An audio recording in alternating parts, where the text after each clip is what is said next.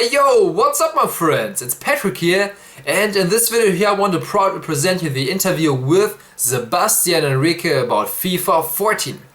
Yeah, I had the opportunity to play FIFA 14 already because EA invited me to their hands-on event here in Cologne in Germany. And of course we also had the opportunity to talk to someone at EA, and this was Sebastian Enrique. Yeah, he's a gameplay producer from EA Canada, from the headquarters, and he came to Germany and we could ask him some questions and he held a presentation.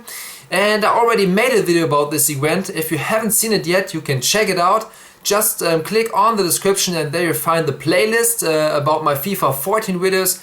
There you can find this video. I talk about all the features and how the gameplay feels and stuff like that. So it's really worth to check it out. Or you can alternatively go to my channel and check it out there.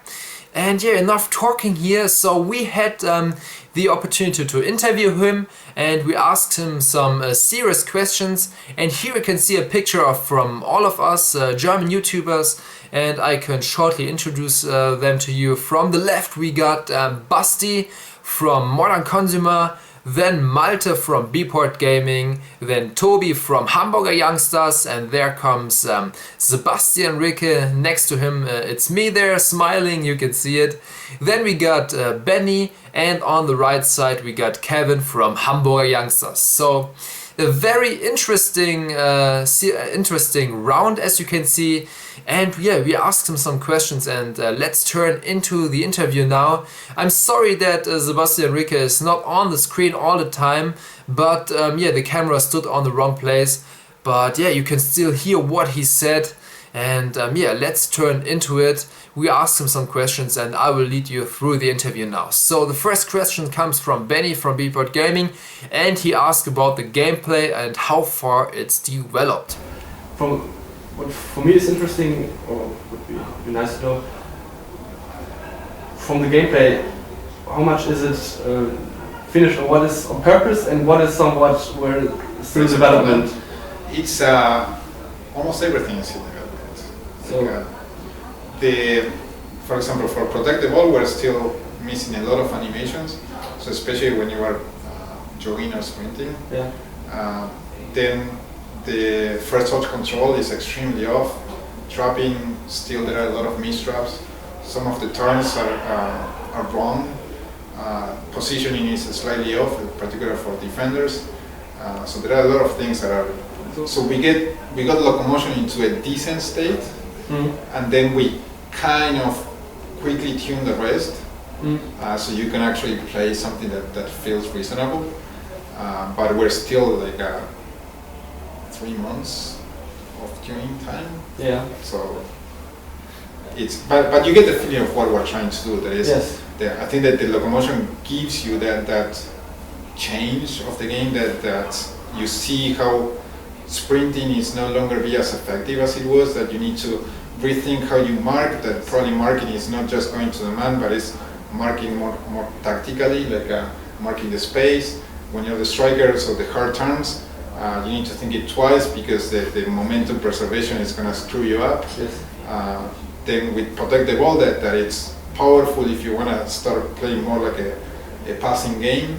I think you start getting all those feelings, so the game will feel, so it's not that it will feel very different to what it is now, it's going to feel better than what it is now, but our expectation or what we wanted you guys to feel was like, okay, this is kind of the new base of the game, this is how it's going to feel, and in terms of the movement and the shooting and the ball physics, this is how it's changing. Okay. So yeah, you can see FIFA 14 is still in development.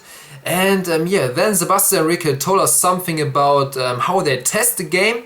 And after that I asked him a question about the online service and yeah, how the performance will be. So check it out here. But then at the same time, what we do is we get what we call green discs or blue discs that are versions of the game that you can play in a retail console. And so we play with those, and we test with those, or we play in our home. So for that reason, if you see like a 3 weeks or 4 weeks before the game is released, people that have achievement or something like playing FIFA 14, that's us. And so we test the game and we make sure that all the servers are behaving properly, and so it's what we call the retail home test. And at the same time, so we are seeing what issues we might have, if there are any issues that we didn't caught before. So QA still runs the game, and the team is basically analyzing if there are any issues and fixing them for that day. And once we launch the game, so you gotta think that the demo is released more or less at that time as well. But once we launch the game, so what we have is most of the team just seeing what's going on, like if the servers are behaving, if there are no crashes, if there are no exploits, or if there are crashes, okay, see what are the crashes, see how frequent they are. So it's what we call the live team takes over ownership of the game. And then if there are issues and we need to address in patches is what is being decided at that point, and part of the team is working on those patches. And then the rest, primarily production, is that we start writing the features for the next year game. And then the engineers, the software engineers, what they do is probably refactoring or fixing issues that we don't have time to fix. So that's how it works. Yeah. Okay. Have you also changed something from the servers, from their performance? Online? Online, yes, because... because of lag, you mean? Or? No, I mean it's okay, but you see many criticism in the forum, or for example, when people say that they get disconnected from the servers, it's mainly because there are too many people playing the game at the same time, maybe? That's not the reason all the time. Okay, but have you ever thought about the servers? It's something that it's like every day it's been seen. So the live team that is, we call the live team the team that takes charge of the game that is out there. So on the live team, it's the only concern is to make sure that the game is running properly, being Ultimate Team, being the servers for seasons, whatever it is that is live, they take care of this. And with the amount of people that play FIFA online, so I don't know of any other game that have the same issues that we have. It's massive. So it's something that is every day they are attending this and monitoring this, and we are trying to improve the service. I don't think it's bad. No, I think I don't say it's bad, but I saw the criticism in the forums, for example, because many people are speaking about the service only and not about the futures for FIFA 13. That's what I saw on the internet. Yeah, when there's some news where these are the new features, a lot of people just think, just fix the service. Yes. Don't stay on the gameplay, just fix the service. And so what we do every year is, so we estimate what is what is called the peak concurrent users. That is a measure of how many people are connected to the server at the same instance. And what we do is work towards supporting that. And the number is huge. Of course. So it's it's a tough one, but it's not a problem. It's what we do. You know, I don't think it's bad, but there's always room for improvement. So we see there's still room for improvement, and let's hope that the server performance will be better at FIFA 14. After that, I asked him about the difference between the gameplay feeling from Ultimate Team mode and the other game modes, for example head-to-head mode. And quite after that, I also asked him about Pro Clubs. Can you explain me why there is a difference between playing Ultimate Team and playing head-to-head? I mean, the difference in terms of gameplay? Yes. In terms of ball physics, for example, if you take a long shot in Ultimate Team, it goes in from 40 yards out, but if you take it in head-to-head, you need way more tries to get it in. Why is there a difference between it? Is it on purpose or? It is and it's not on purpose. So it's kind of both. Because what you do in Ultimate Team, when you change so you know the chemistry of the team and all of that, they affect the attributes of the player. And in general, they affect positively the attributes of the players. So you end up having in Ultimate Team players that are better than what you find in the common FIFA. Mm-hmm. So maybe you have I don't know, somebody with a speed 98, let's say, Mm-hmm. that you don't have a 98 speed in regular FIFA. So by boosting the attributes, some things feel like overpowered, and that's the word that I would use. That's where you see the difference. Yes, it feels like another game for me when I play Ultimate Team in comparison to head-to-head, but it's also nice. I mean, it's not the same. From my point of view, it's somewhat like an arcade version. Yes. Yeah, so... It feels so, well, it's overpowering. Yeah, It's more fun to play. Passes are easier, dribbling is easier, finishing is easier, so it doesn't... You don't have to be so... But it's a different game also. Yeah, for sure. It makes fun, I mean, but the other thing I want to ask about pro clubs. We had the pro club in 2009, where we were able to play with the original players from, for example, Manchester United or Real Madrid, where they all were 84, 85 rated. And why do you include those fantasy players, as I'm calling them, besides your virtual pro, in the pro clubs right now? I mean, because it's a good question. I mean, you have the license. I mean, it's not Pro Evo. So. Because the idea for behind clubs was getting away from a little bit from the real players thing and get just a virtual pros in there. And because we wanted to have everyone 85, that was why created players were put over there instead of using real players and faking their attributes to be 85. You know what I mean? I know what you mean, but it's not right or wrong. It's just how the decision was made. Yeah, it's fantasy players, but I think if we would be able to play with our pros besides the real players, it would be even more fun. It's my opinion. I don't know what you guys are thinking about it.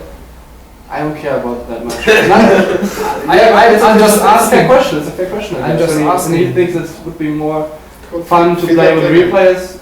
I guess you're interested in that kind of feedback. Maybe giving some suggestions for maybe a later FIFA, for example. But feedback taken. So it's quite interesting what he said here about your Ultimate Team and about pro clubs. So I hope that they will bring the old pro club mode back sometime, because I really enjoyed it. I don't know what you think about it, but yeah. Then he carried on with talking about new graphic and new animations, but yeah, let's have a look at what he said. The thing is, let's put things clear. You have 10 euros to spend. Where do you spend those 10 euros? So we choose to spend 7 in gameplay, and the rest we distribute into other things, because we think gameplay is the most important thing of the game.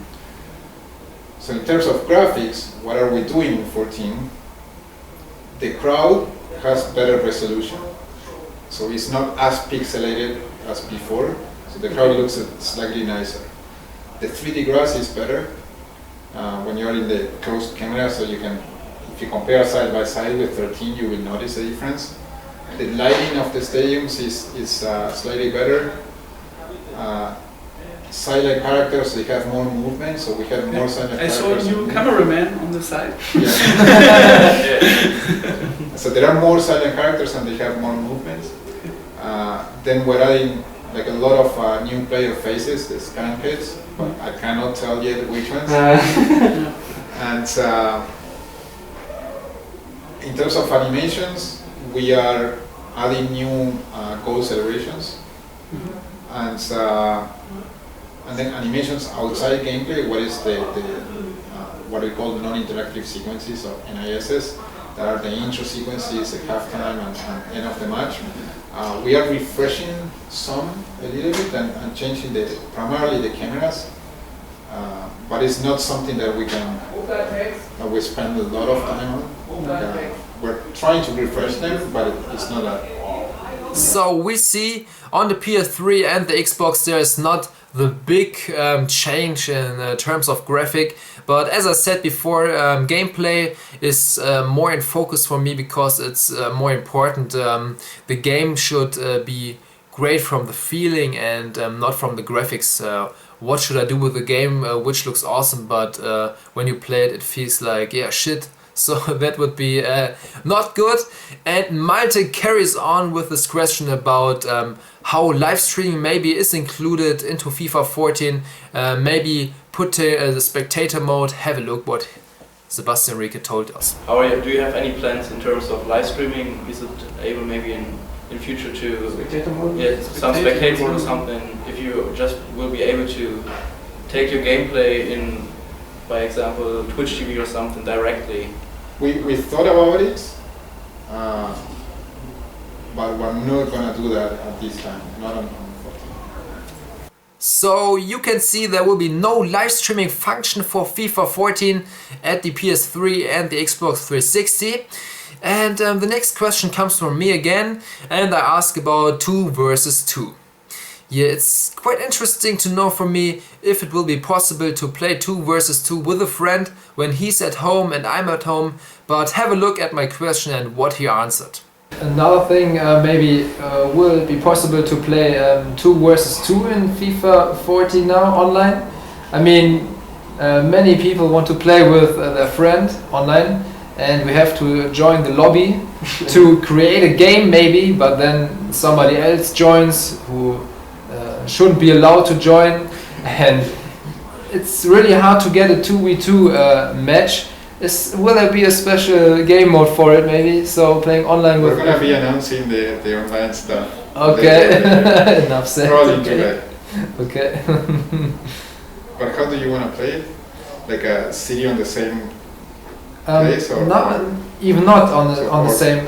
So he's in his home and so I'm at home and he's at home, and we want to combine ourselves to play against 2 other people. Like seasons in 2v2. Like seasons in 2v2, something like that. But it should be more precisely to play the match. I mean, now you may come against 1 person or against 3.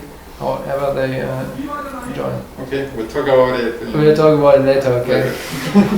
Alright, so it's quite interesting what he said. I'm not sure what he meant. Maybe there will be such a mode. I'm not sure what I should think about it. What do you guys think what he said? But yeah, the last question from me is, I asked him about his personal opinion about the highlight feature from FIFA 14. To me, it's Protectable. Protectable, okay. It's why truly I go back to FIFA 13, and so I got so used to use Protectable now on 14 that I go back on FIFA 13 and try using it, and I'm like, why this is not here? That's what. But it's because of my style of play, so I like playing more possession game. But Protectable to me is what makes it huge difference. So this was the interview, and we shortly said goodbye before taking the pictures. Right. Thank you very much. Thanks, Charles, for coming. Thank you for your time. Yes, thanks. Thank you very much. So yeah, my friends, so this was the interview, and yeah, Sebastian, if you're watching this, thank you for your time. It was a nice interview, it made a lot of fun, and it's a great achievement. And yeah, my friends, if you enjoyed this video here, this interview, please make sure to leave a like, subscribe and share it with your friends. And if you're looking for more FIFA 14 videos, then check out the playlist in the description, which I mentioned at the beginning. And here, I'm out now. We will see us next time. Peace.